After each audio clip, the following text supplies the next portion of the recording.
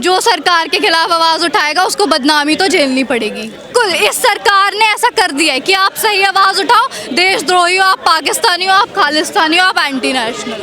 Media तो बिकी हुई है, मीडिया तो बिकी हुई है ना। जितने बड़े बड़े चैनल्स आप देख लो, एबीपी न्यूज़, आज तक, सारे गोदी मीडिया बिके हुए। जनता पढ़ी लिखी होगी तो आवाज़ उठाएगी ना। ये सरकार पढ़ने लिखने कहाँ दे रही है। ये सरकार चाह रही है जैसे हम अनपढ़ है ऐसे ही हमारा वोट बैंक अनपढ़ रहे। लोग पढ़ लिख गए, बिल्कुल जैसा अंग्रेज़ों के टाइम में था ना वैसा ही कर रहे। एजुकेशन के अगेंस्ट है ये गवर्नमेंट, इसलिए ऐसे नेता को बिठा रही है जो ना पेपर ठीक से होने दे रहे हैं ना कुछ। इससे पहले अगर हम 14 से पहले देखें, एजुकेशन की बात होती थी, साइंटिफिकली बात होती थी और उन मुद्दों पे बात होती थी जो होनी चाहिए थी। हम वापस धर्म पे आ गए हैं, जात पे आ गए हैं, गोबर पे आ गए हैं। हाँ, इस्तीफ़ा तो होगा और इस्तीफ़ा होना भी चाहिए, लेकिन ये सरकार जो है ढीठ है, टाइम लेगी पर हाँ रिजल्ट ज़रूर निकलेगा इसका। इस्तीफे से क्या बात बन सकती है? अगर धर्मेंद्र प्रधान का इस्तीफा हो जाए तो व्यवस्था सुधर जाएगी? व्यवस्था तो नहीं सुधरेगी, लेकिन एक अकाउंटेबिलिटी नाम की चीज़ होती है जो हम डेमोक्रेसी में देखते हैं। एक कलेक्टिव अकाउंटेबिलिटी, कलेक्टिव रिस्पॉन्सिबिलिटी जो इस सरकार में हमें कहीं नहीं दिखती, लेकिन अगर इस्तीफ़ा हो जाएगा तो थोड़ी बहुत शायद वो हमें दिखती। हाँ, एक ने बोला था कि ये यूपीए नहीं है, ये एनडीए है, यहाँ इस्तीफे नहीं होते, है ना। लेकिन हाँ, इस्तीफे भी होंगे और आपकी सरकार भी जाएगी। क्या शिक्षा को लेकर सरकार गंभीर नहीं है? सरकार, ये जो सरकार है, ये जो बीजेपी है, ये शिक्षा को लेकर बिल्कुल भी गंभीर नहीं है, क्योंकि ये खुद शिक्षित नहीं है ना। एक एजुकेटेड पर्सन ही एजुकेशन को समझ सकता है, तो जब खुद ही एजुकेशन नहीं है इनके पास तो ये क्या समझेंगे एजुकेशन को कि क्या होता है। समर्थन करने आई है? हाँ, होप्स तो हमने स्टार्ट हुई है इस पार्टी के साथ, सीजेपी के साथ, और हाँ यकीन है कि इस्तीफा आएगा, उससे आगे भी हमारा रूट है जो कि हम फॉलो करेंगे उसको। कुछ लोग बदनाम करने की भी कोशिश कर रहे हैं। जो सरकार के खिलाफ आवाज़ उठाएगा उसको बदनामी तो झेलनी पड़ेगी। और अगर इन सब लोगों को जो सरकार के खिलाफ सही मुद्दों पे आवाज़ उठाते हैं, एंटी नेशनल्स कहते हैं ना, तो हम हैं एंटी नेशनल्स। सही मुद्दा उठाना देशद्रोही हो जाता है। बिल्कुल, इस सरकार ने ऐसा कर दिया है कि आप सही आवाज़ उठाओ, देशद्रोही हो, आप पाकिस्तानी हो, आप खालिस्तानी हो, आप एंटी नेशनल। क्या गलत मांग कर रहे हैं क्या आप लोग? हमें तो नहीं लगता, अगर हमारी मांगे गलत होती तो हम मांग ही नहीं करते।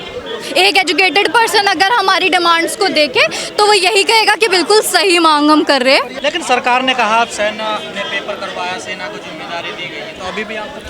हाँ, तो सेना इसी काम के लिए तो रह गई है, हमारे प्लेन्स इसी काम के लिए तो रह गए हैं कि पेपर डिलीवरी करेंगे इधर से उधर। तो कोलैप्स हो चुका है? बिल्कुल कोलैप्स हो चुका है। एजुकेशन सिस्टम इंडिया का तो कोलैप्स कब का हो चुका है। तो कैसे विश्वगुरु बनाते हैं?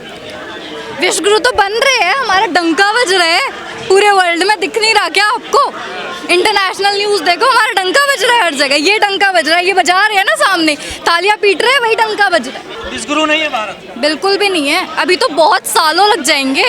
टीवी में नहीं देखते? कौन? हाँ, मीडिया चैनल नहीं देखते? मीडिया तो बिकी हुई है, मीडिया तो बिकी हुई है ना। जितने बड़े बड़े चैनल्स आप देख लो, एबीपी न्यूज़, आज तक, सारे गोदी मीडिया बिके हुए।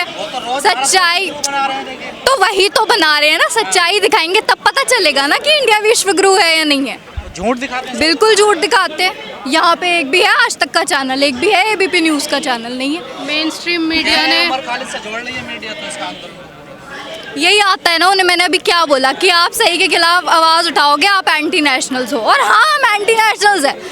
कोई आदमी 6 साल से जेल में बंद है, उसका क्या लेना देना है साथ? ये आप इनसे पूछो ना, गोदी मीडिया से, जो ये लोग बोल रहे हैं हमें। क्या उम्मीद है? अब आपको क्या कहना चाहेंगे सरकार से? सुप्रीम कोर्ट की गाइडलाइंस का हवाला भी दिया जाता है जंतर मंतर, तो उम्मीद है चल पाएगा आंदोलन आगे? ये आंदोलन तो चलेगा, नहीं हटेंगे जब तक इस्तीफा नहीं आता। पूरा सिस्टम ही खराब हो तो स्टार्टिंग तो छोटी ही होती है ना, कहीं से तो स्टार्ट करो, कहीं से तो अकाउंटेबिलिटी देना स्टार्ट करो। इस्तीफा दो, फिर हम आगे जाएंगे। इस्तीफा ही नहीं दे रहे हो, डरे पड़े हो, तो फिर क्या होगा? धर्मेंद्र प्रधान हटेंगे, उनकी जगह पे कोई वैसे ही आ गया, उससे भी इस्तीफा मांगेंगे। जो गलत होगा सबसे इस्तीफा मांगेंगे। वैसे शिक्षा जरूरी है आजकल देश बिल्कुल ज़रूरी है। ये तो आप देख रहे हो कि हमारे पार्लियामेंट में हमारे जो नेता है वो एजुकेटेड नहीं है, तो क्या हालत हो रही है देश की। कोई स्कूल बंद हो रहे हैं, कोई तो आवाज़ उठा ही नहीं रहा। पूरे देश भर में 1 लाख से ज़्यादा स्कूल बंद कर दिए सरकार, तो ये आवाज़ उठनी चाहिए ना। लगता है जनता को है जरूरत, अगर जरूरत होगी तो उठाती ना। जनता पढ़ी लिखी होगी तो आवाज़ उठाएगी ना। ये सरकार पढ़ने लिखने कहाँ दे रही है। ये सरकार चाह रही है जैसे हम अनपढ़ है ऐसे ही हमारा वोट बैंक अनपढ़ रहे। लोग पढ़ लिख गए, बिल्कुल जैसा अंग्रेज़ों के टाइम में था ना वैसा ही कर रहे। एजुकेशन के अगेंस्ट है ये गवर्नमेंट, इसलिए ऐसे नेता को बिठा रही है जो ना पेपर ठीक से होने दे रहे हैं ना कुछ।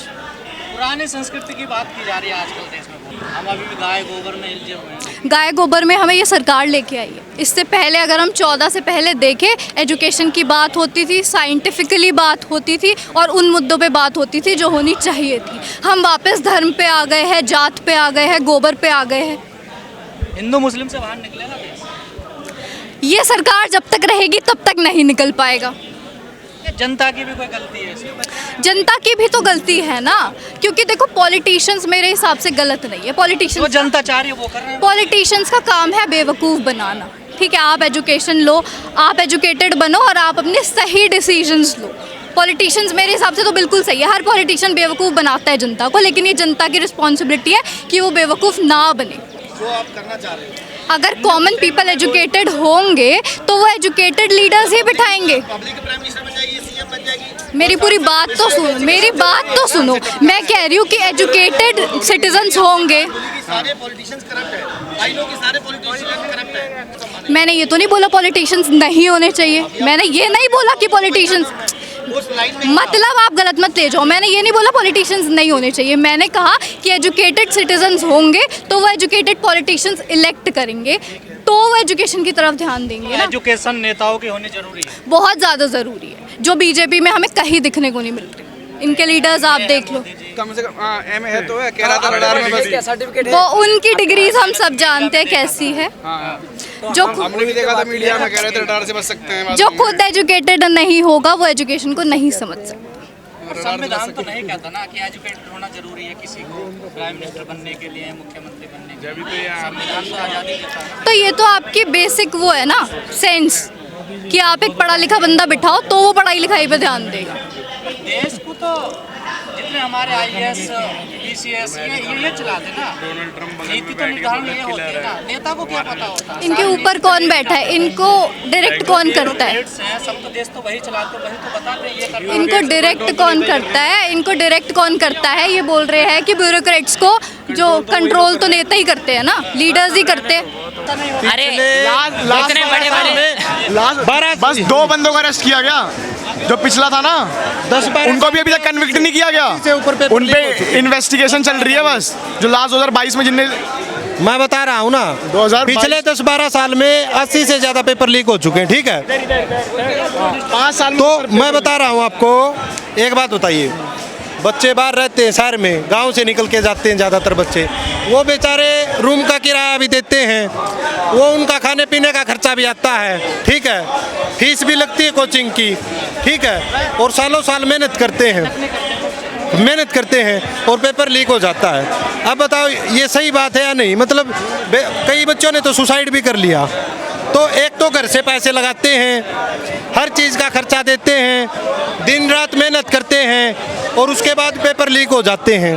तो ये क्या सही है या फिर गलत है? सरकार जिम्मेदारी क्यों नहीं लेती? सरकार जिम्मेदारी क्यों लेगी? सरकार तो वही बात खुद पे बात आएगी। अब धर्मेंद्र प्रधान के रेजिग्नेशन की बात कर रहे हैं तो उन पर बात आ गई ना, तो वो जिम्मेदारियों से भाग रहे हैं क्योंकि उनके रेजिग्नेशन की बात आ गई, इसलिए वो लोग जिम्मेदारियों से भाग रहे हैं और इसलिए इस्तीफा नहीं दे रहे, क्योंकि उनको पता है जिम्मेदारी ले ली तो इस्तीफा देना पड़ेगा। तो नीचे से लेकर ऊपर तक पूरा सिस्टम ये सड़ चुका है, पूरा सिस्टम करप्ट है।